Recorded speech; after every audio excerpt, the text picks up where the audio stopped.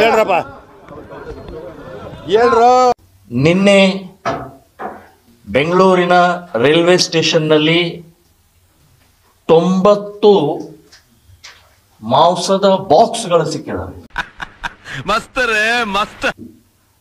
ಅಬ್ದುಲ್ ರಜಾಕ್ ಅನ್ನುವಂಥ ವ್ಯಕ್ತಿಯ ಆ ಮಾಲೀಕತ್ವದಲ್ಲಿ ಇರುವಂತಹ ಬಾಕ್ಸ್ಗಳು. ಲ್ಯಾಟ್ರಿ ಅದು ನಾಯಿ ಮಾಂಸ ಇರುವಂತ ಬಾಕ್ಸ್ಗಳು. ಈ ತರದ್ ಮಾಡ್ಲು ಕರ್ನಾಟಕದಲ್ಲಿ ಒಬ್ರೇನೋ ನಿಮ್ ಜೊತೆಗಾರ ಯಾರು ಅವರಪ್ಪ? ಇದೊಂದೇ ಮಾಸ್ಟರ್ ಪೀಸು. ಕೇಳಿದ್ದೆ, ನೋಡಿರ್ಲಿಲ್ಲ.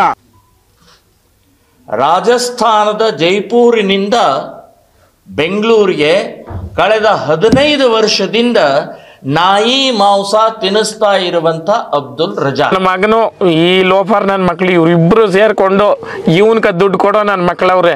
ಅವ್ರ ಹೆಂಡ್ರು ಮಕ್ಳು ತಣ್ಣಗ ಇರ್ಲಿ, ನಮ್ಮ ಹೊಟ್ಟೆ ಎಷ್ಟು ಉರ್ಸ್ತಾವ್ರೋ ಆ ಭಗವತ್ನ ನೋಡಿದ್ರೆ ಸರ್ವ ನಾಷ್ಟ ಮಾಡಬೇಕು.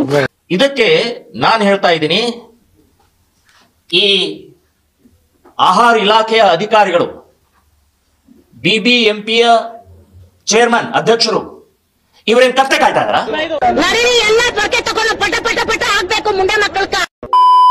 ಸಗಣಿ ತಿಂತಾ ಇದ್ದಾರಾ?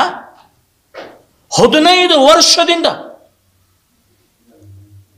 ಅದು ಕೂಡ A1 ಹೋಟೆಲ್ಗಳಿಗೆ, 3 ಸ್ಟಾರ್ ಹೋಟೆಲ್ಗಳಿಗೆ, 5 ಸ್ಟಾರ್ ಹೋಟೆಲ್ಗಳಿಗೆ ಮಾರಾಟ ಮಾಡ್ತಾ ಇದ್ದಾನ ಅವನು.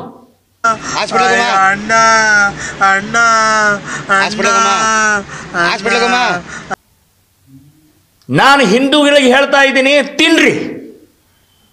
ರುಚಿ ರುಚಿಯಾದ ಮುಸ್ಲಿಮರ ಮಾಡಿದಂಥ ನಾಯಿ, ಹಂದಿ, ನರಿ, ಬೆಕ್ಕು, ಇದರ ಮಾಂಸ ತಿನ್ರಿ.